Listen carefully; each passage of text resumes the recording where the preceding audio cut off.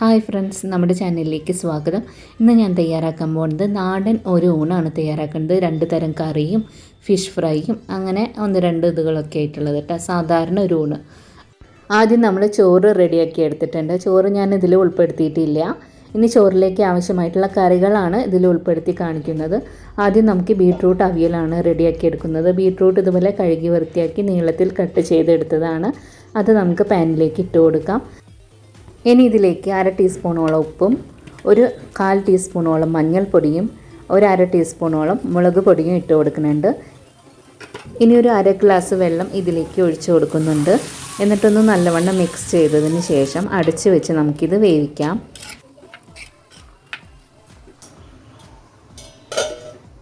ഒരു 10 മിനിറ്റോളം നമ്മൾ ബീട്രൂട്ട് വേവിച്ചെടുത്തിട്ടുണ്ട്. ഇനി ഇത്രയും വെന്താൽ മതിയാവും. ഓവറായിട്ട് വേവേണ്ട ആവശ്യമില്ല. നമ്മൾ അവിയലാണല്ലോ ഉണ്ടാക്കുന്നത്, അതുകൊണ്ട് തന്നെ ഉടഞ്ഞു പോകാൻ പാടില്ല.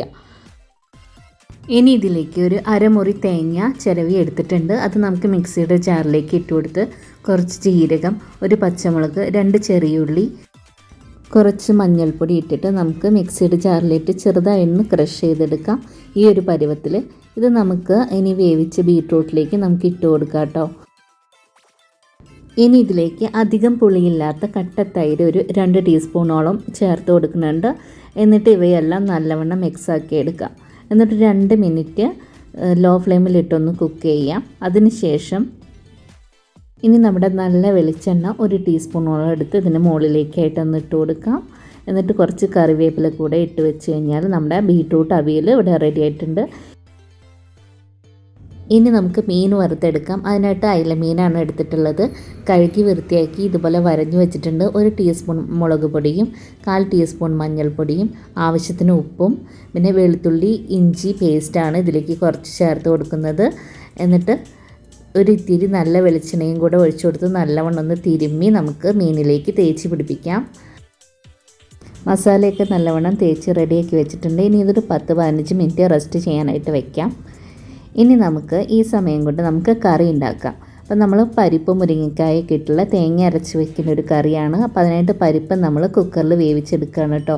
കഴുകി വൃത്തിയാക്കിയ പരിപ്പ് കുക്കറിലേക്ക് ഇട്ട് കൊടുത്ത് ആവശ്യത്തിന് വെള്ളം ഒഴിച്ചു കൊടുത്ത് ഇനി പരിപ്പിലേക്ക് 2 പച്ചമുളക് കൂടെ കട്ട് ചെയ്തിട്ട് ഇട്ട് കൊടുക്കുന്നുണ്ട്. ഇനി അടച്ചു വെച്ച് നമുക്ക് പരിപ്പ് വേവിച്ചെടുക്കാം.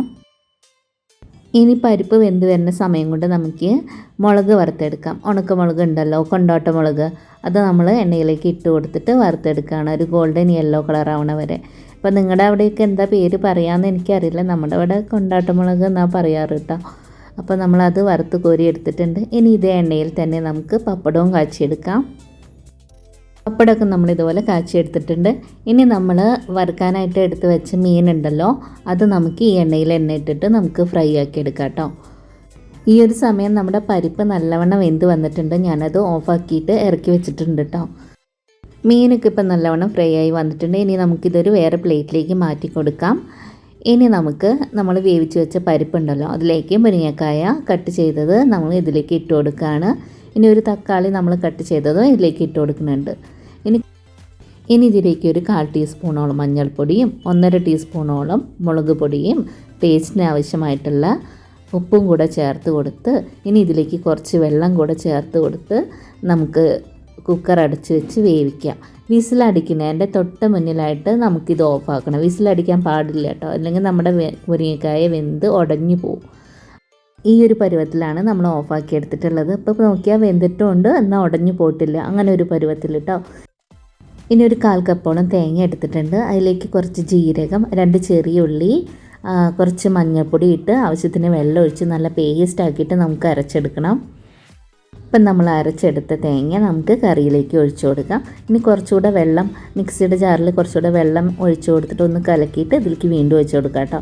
അപ്പോൾ ഈ ഒരു പാകത്തിന് മതി. ഇനി ജസ്റ്റ് നമ്മൾ അടുപ്പത്ത് വെച്ച് ഒന്ന് തിള വന്ന് തുടങ്ങുമ്പോൾ നമുക്ക് കറി കാച്ചാം. കറി കാച്ചിയെടുക്കാനായിട്ട് ഒരു പാൻ വെച്ച് അതിലേക്ക് നമുക്ക് വെളിച്ചെണ്ണയാണ് ഒഴിച്ചു കൊടുക്കുന്നത്. വെളിച്ചെണ്ണയിൽ കുറച്ച് കടുക് കൂടെ ഇട്ട് ഇതുപോലെ പൊട്ടിച്ചെടുക്കാം. ഇനി ഉണക്കമുളക് ഉണ്ടെങ്കിൽ ഉണക്കമുളക് നമുക്ക് ഇട്ട് കൊടുക്കാം, അല്ലെങ്കിൽ നമുക്ക് വേപ്പില ഇട്ടിട്ട് കറി കാച്ചിയെടുക്കാം കേട്ടോ. അപ്പോൾ ഇതുപോലെ ചൂടോട് കൂടിയിട്ട് ഇതിൻ്റെ മുകളിലേക്ക് ഒഴിച്ചു കൊടുക്കുമ്പോൾ നല്ല ഭംഗിയില്ലേ കാണാനായിട്ട്. ഇപ്പോൾ ഉഷാറായിട്ടുള്ള ഉച്ചയൂണ് ഇവിടെ റെഡി ആയിട്ടുണ്ട്. ഇതുപോലത്തെ നാടൻ റെസിപ്പികളൊക്കെ നിങ്ങൾക്ക് ഇഷ്ടമാണെങ്കിൽ എൻ്റെ ചാനലൊന്ന് സബ്സ്ക്രൈബ് ചെയ്യണേ. നിങ്ങളെ ഫ്രണ്ട്സിനൊക്കെ ഒന്ന് ഷെയർ ചെയ്ത് കൊടുക്കണം. ഇനിയും ഞാൻ തുടർന്ന് വീഡിയോസ് ഇടുമ്പോൾ നിങ്ങളുടെ സപ്പോർട്ട് എനിക്ക് തീർച്ചയായിട്ടും വേണം. അപ്പോൾ ഇനിയൊരു പുതിയ വീഡിയോ ആയിട്ട് വരാം.